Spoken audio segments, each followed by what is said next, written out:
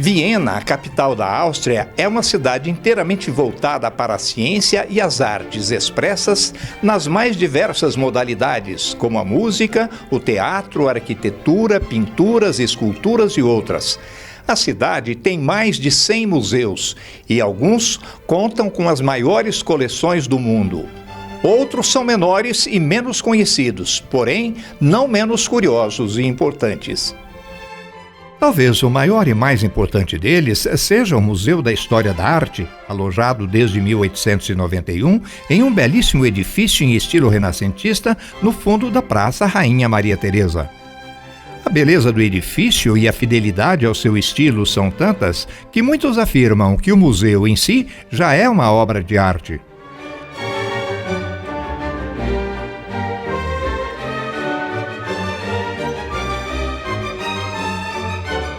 Em seus corredores e galerias, o Museu da História da Arte apresenta um esplêndido panorama da pintura e da escultura europeia dos séculos XIV a XVIII.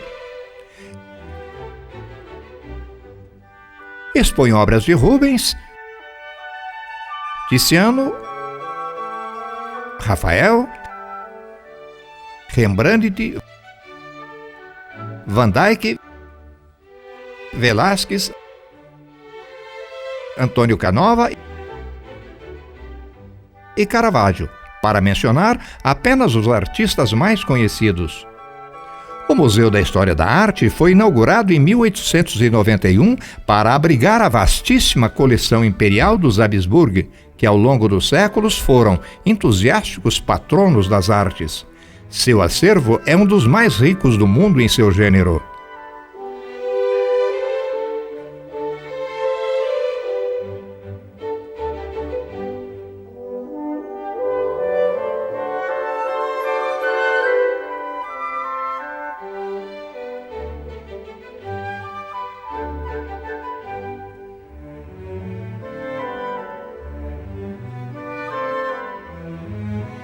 O Museu da História Natural de Viena se localiza na mesma região e cobre uma área de 8.700 metros quadrados para expor toda a sua coleção de animais empalhados de todos os continentes. Tendo um dos acervos mais variados do mundo, suas peças mais recentes têm aproximadamente 250 anos de idade. Seu prédio principal é um elaborado palácio que acomoda suas coleções constantemente em expansão, desde sua inauguração em 1889, quando era chamado de Palácio Imperial da História Nacional.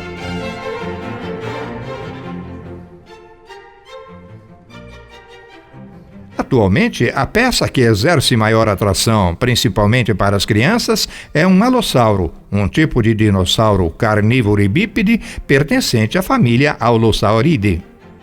O modelo é perfeito, tem membros anteriores, pescoço e cabeça articulados e a capacidade de emitir sons.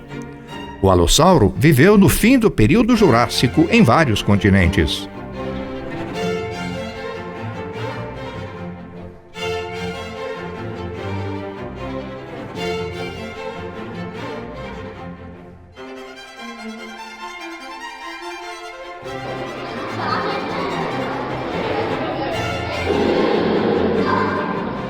Uma das mais importantes personalidades do mundo da ciência homenageados por Viena é Sigmund Freud. O fundador da psicanálise residiu em Viena 78 dos seus 82 anos de vida. Aqui desenvolveu toda a sua obra e irradiou seus conhecimentos para todo o mundo.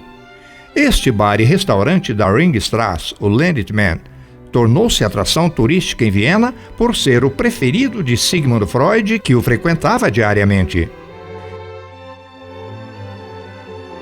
Viena reverenciou Freud, dando seu nome a este parque, onde se localiza a belíssima Votivkirche, ou Igreja Votiva.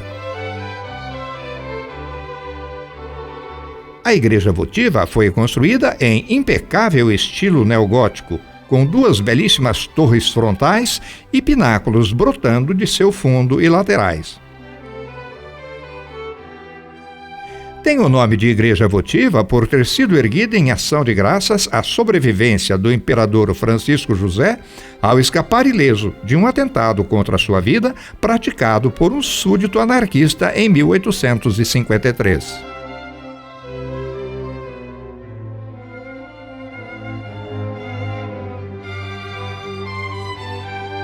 A praça homenageia também o compositor italiano Vivaldi, que aí tem um precioso memorial em mármore branco.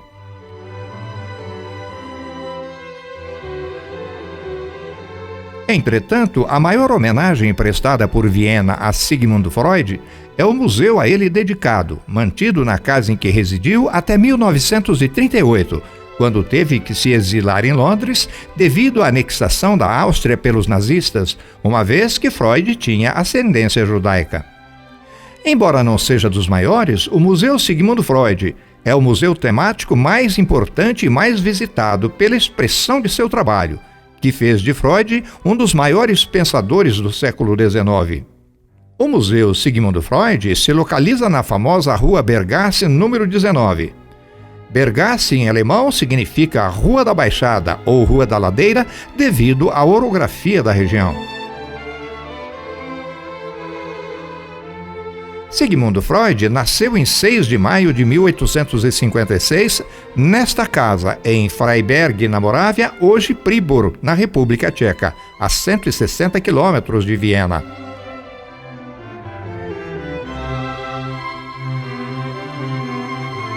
Sigmund Freud era filho do terceiro casamento do comerciante Jacob com Amalia Nathanson, que o chamava de My Golden Sig. Em 1860, a família de Sigmund Freud mudou-se para Viena, quando ele tinha apenas 4 anos de idade. O menino detestou a cidade grande, o que o fazia repetir sempre que, de pouco ou nada, se lembrava de seus 3 ou 4 anos.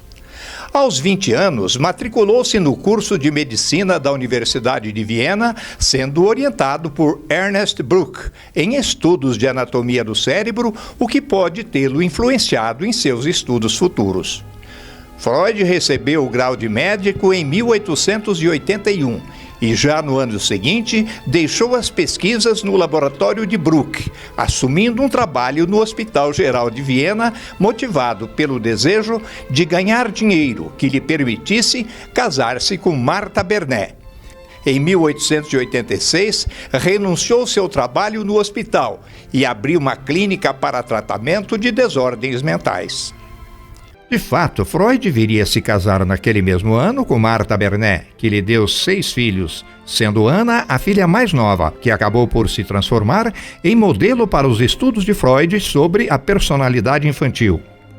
Posteriormente, Anna Freud se transformou em sua colega de trabalho e sucessora, sendo considerada a fundadora da psicanálise infantil. Sigmund Freud é considerado o pai da psicanálise. A psicanálise é uma teoria que procura descrever a etiologia dos transtornos mentais, o desenvolvimento do homem e de sua personalidade, além de explicar a motivação humana. Com base nesse cabedal teórico, Freud desenvolveu um tipo de psicoterapia. Ao conjunto formado pela teoria, a prática psicoterapêutica nela baseada e os métodos por ele utilizados, Freud deu o nome de psicanálise. De maneira muito simples e resumida, pode-se dizer que alguns fatos influenciaram Freud no desenvolvimento da psicanálise.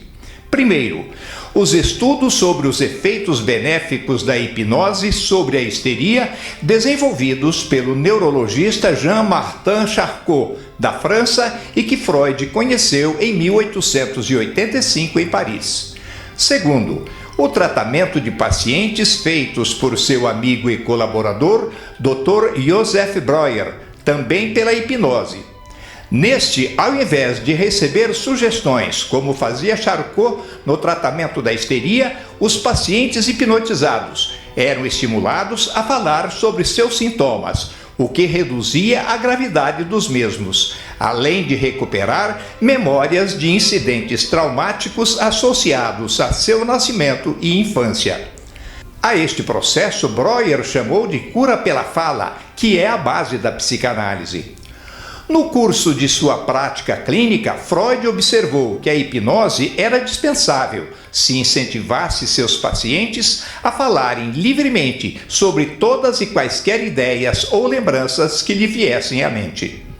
O êxito de sua técnica do tratamento pela palavra e sem a hipnose deu a Freud prestígio e condições econômicas suficientes para, em 1890, abrir sua clínica neste local, onde já residia desde 1891.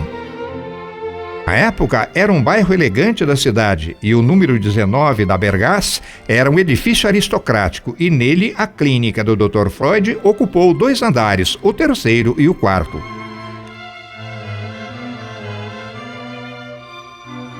Em 1886, Sigmund Freud se abalou profundamente com a morte de seu pai e, para tentar entender este trabalho, resolveu fazer uma introspecção e autoanálise. Por 4 anos seguidos, deitava-se todas as noites em seu próprio divã e evocava ideias e sonhos desde sua infância. Desde menino, Freud tinha grandes preocupações com os sonhos e mantinha um catálogo onde, diariamente, relatava todos os sonhos da noite anterior. Acreditava piamente que os sonhos eram a principal estrada para alcançar o inconsciente, onde estariam depositadas as bases e razões para todos os traumas e sofrimentos do homem. Freud foi o grande pioneiro na autoanálise. Desta autoanálise resultaria uma das principais obras de Sigmund Freud, A Interpretação dos Sonhos, publicada em 1890.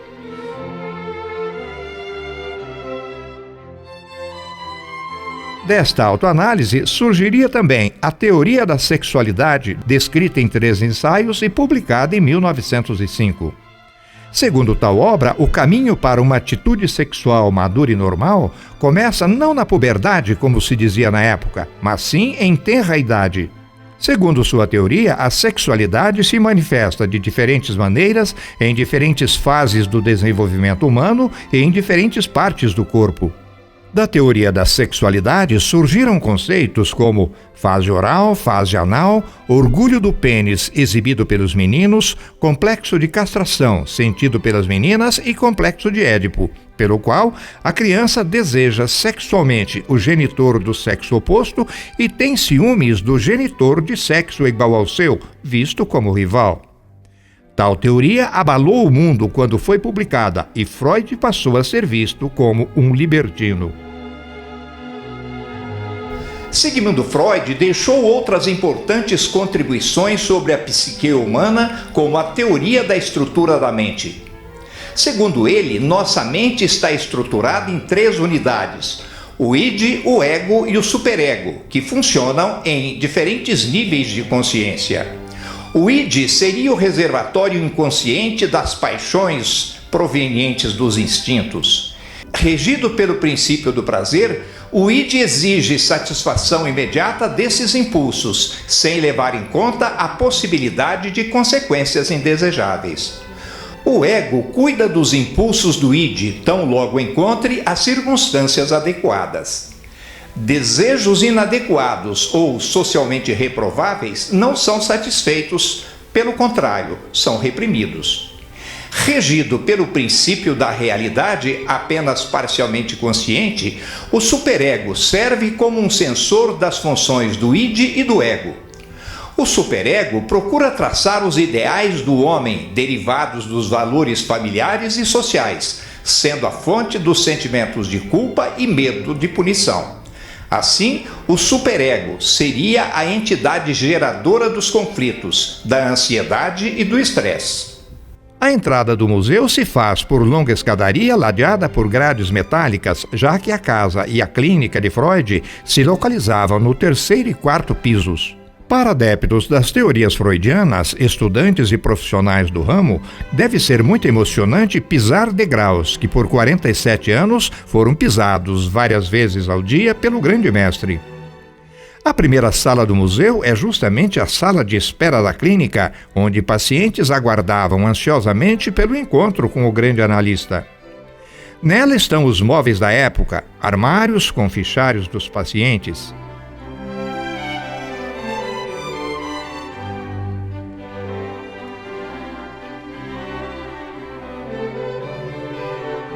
Mesas originais, sofás vivamente coloridos e quadros na paredes, os principais representando a Divina Comédia de Dante Alighieri, Céu, Inferno e Purgatório. As paredes dessa sala contam mais alguns detalhes da biografia de Sigmund Freud, mostrando um diploma de doutor honoris causa em que foi concedido pela Clark University de Massachusetts, nos Estados Unidos. Em 1909, Freud e Carl Jung, até então seu colaborador e adepto, foram convidados para proferir palestras sobre a psicanálise na Conferência de Psicologia da Clark University. A aceitação foi imensa, deixando o seu criador radiante e que levou a pronunciar: "Na Europa me sinto desprezado, mas aqui fui recebido como um igual a todos os demais conferencistas. Foi um incrível dia de sonho. A psicanálise não será mais um produto de ilusão, mas tornou-se uma parte valiosa da realidade." A foto acima do diploma também foi tirada na conferência de 1909 e mostra na primeira fila Freud à esquerda e Jung à direita, ladeando o Dr. Stanley Hall, psicólogo e diretor da Clark University. Na fila superior, o psicólogo húngaro Sándor Ferenczi, especialista em psicologia da educação, também colaborador de Freud. Uma foto de todos os palestrantes da Conferência de Psicologia em 1909, destacando Freud e Jung. A passagem de Sigmund Freud pela Clark University foi tão marcante que esta mandou erigir uma estátua do grande analista em seu bosque.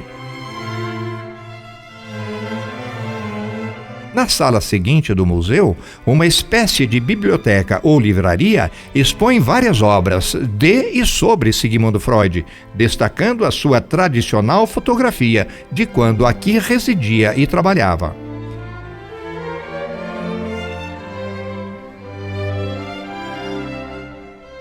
Mostra também uma belíssima e conhecida foto com a filha e seguidora Anna Freud. Na sala seguinte, pelo menos 2 destaques: o micrótomo com o qual Freud preparava as lâminas de tecido cerebral quando trabalhava em anatomia do sistema nervoso central, enquanto estudante de medicina.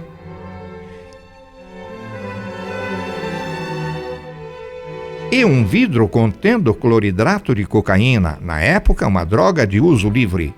Freud foi usuário de cocaína, porém nunca se tornou dependente, pois a tomava apenas em condições de depressão para lhe erguer o ânimo. Chegou também a receitar a droga para pacientes deprimidos, pois acreditava que a droga curava as doenças da alma. Sua crença era advinda do conhecimento de que um comandante militar aplicava tal droga em sua tropa para lhe aumentar a coragem e força para grandes batalhas. Freud receitou cocaína para o tratamento de um dependente de morfina, seu amigo Dr. Ernest Fleisch Marshall, sem nenhum êxito. Entre documentos amarelecidos pelo tempo, a tese de mestrado de Willy Merck, que ensinava como concentrar a cocaína retirada das folhas da planta em um composto chamado hidrocloreto de cocaína. Fotos de amigos, com a esposa, apenas Martha Bernet, em Paris, a caminho do alto exílio em Londres, escoltado pela psicóloga Mary Bonaparte, esposa de um príncipe grego. Sua casa lacrada com a suástica nazista. Casa em que nasceu na República Tcheca. O outros amigos, inclusive o fisiologista Ernest Flash Marshall. Com o pai Jacob, fotos com os filhos Hans e Ernest.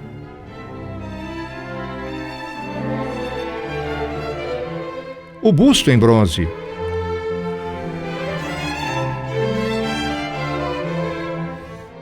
O Hospital Geral onde trabalhou. Seus professores da Faculdade de Medicina.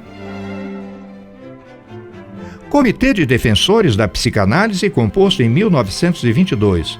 Nesta época, a psicanálise já começava a ser contestada até por profissionais, até então adeptos de Freud.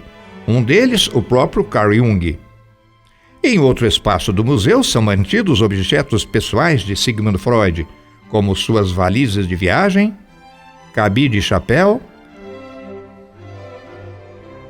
placa de identificação de sua casa citando o endereço.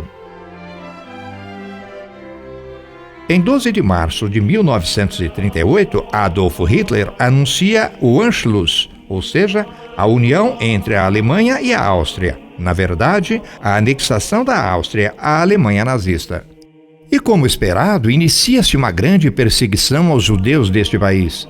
Milhares são presos, humilhados nas ruas, enviados para os campos de concentração de Dachau, na Alemanha, e Treblinka, na Polônia.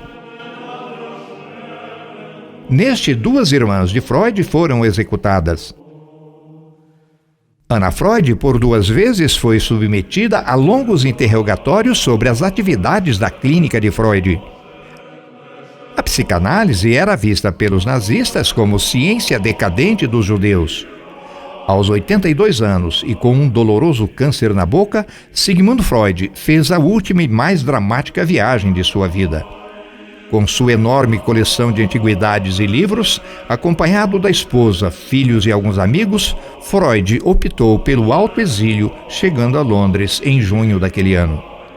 Ali seria tratado com respeito e carinho, tendo sido acomodado numa elegante casa no bairro de Hampstead, mais tarde também transformada em concorridíssimo museu. A Inglaterra, país que Freud dizia ter amado desde a sua primeira visita aos 18 anos, tornou-se sua pátria adotiva por pouco mais de um ano.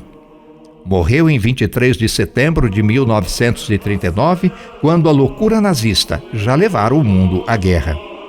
Seu corpo foi cremado no Golders Green Crematorium e suas cinzas lá permanecem expostas à visitação pública.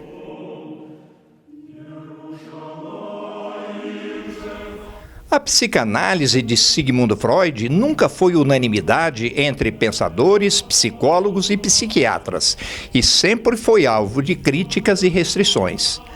As principais são relacionadas à metodologia de coleta de dados, impossibilidade de comprovação científica da teoria, amostragem insuficiente, a interpretação dos sonhos, por exemplo, teria se baseado apenas em sua experiência própria e nas de uma classe social privilegiada da Viena vitoriana. ênfase excessiva na sexualidade infantil. Pesquisas em países muito carentes não encontraram evidências do complexo de Édipo, e outras até relacionadas ao emprego da cocaína pelo autor enquanto os pacientes se mantinham no divã. Porém, a psicanálise aí está, já centenária, e continua em pleno uso por profissionais da área com maior ou menor grau de sucesso, variando de profissional para profissional e de cliente para cliente. I started my professional activity trying to bring relief to my neurotic patient. I discovered some important new facts about the unconscious. We found